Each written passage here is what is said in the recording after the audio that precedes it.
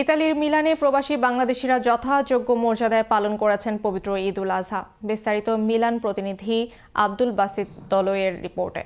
মধ্যপ্রাচ্যর দেশগুলোর সাথে মিল রেখে ইউরোপ জুড়েও বিপুল উৎসাহ উদ্দীপনায় উদযাপিত হল পবিত্র ঈদ উল আজহা।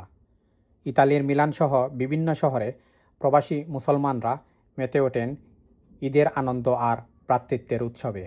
ইকরা ইসলামিক একাডেমির পরিচালনায় বিয়া পাদোবা মসজিদে, সেন্টার জামে মসজিদ, হাজি শরীয়তুল্লাহ, মিলান কেন্দ্রীয় জামে মসজিদ, বাইতুল মোকারম, রিপামন্তি ও দেরগানো জামে মসজিদে ডল নামে মুসল্লিদের সাথে ঈদের শুভেচ্ছা ভাগাভাগি করে নেন বাংলাদেশ কনসুলেট জেনারেল মিলানের কনসাল জেনারেল মোহাম্মদ রফিকুল আলম। ইতালিতে অবস্থানরত সকল প্রবাসী বাংলাদেশি সহ ইতালিতে অবস্থানরত সকল বাংলাদেশি এবং সবাইকে জানাচ্ছি আন্তরিক শুভেচ্ছা এবং ঈদ মোবারক। অনেক বেশি পরিমাণ বাংলাদেশের জনসংখ্যা এখানে অনেক বেড়েছে এবং এখানে মসজিদগুলো বেড়েছে। তো এই জন্য আমরা চেষ্টা করি যেখানেই থাকি না কেন আমরা সবাই একজন আরেকজনের সাথে একত্রিত হয়ে মানে ভেদাভেদ ভুলে এই ঈদটাকে উদযাপন করি। ইউরোপের এই পরিবেশে ঈদের নামাজের জন্য নিজের কাজকে উপেক্ষা করে কষ্ট স্বীকার করে মসজিদ পর্যন্ত আসা, এটা আমাদের জন্য আনন্দের।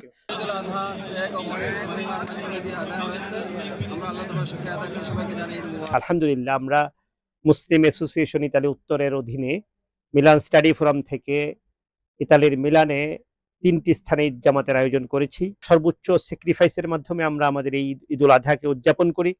আমরা ইতালির মিলান কেন্দ্রীয় জামে মসজিদ বিএলএমআরকে কোরআন তার পক্ষ থেকে সবাইকে জানাচ্ছি ঈদ মোবারক। এবারের ঈদ কর্মদিবসে হওয়ায় অনেকেই নামাজ শেষেই ফিরে যান কর্মস্থলে। সবশেষে বিশ্ব মুসলিম উম্মাহর শান্তি ও বাংলাদেশের কল্যাণে বিশেষ দোয়া করা হয়। ত্যাগ, আত্মশুদ্ধি আর ভ্রাতৃত্বের এই বন্ধন প্রবাসীদের জীবনে বয়ে আনুক অনাবিল সুখ ও শান্তি, এমনটাই প্রত্যাশা। ইতালির মিলান থেকে আব্দুল বাসিত দলই, চ্যানেল এস।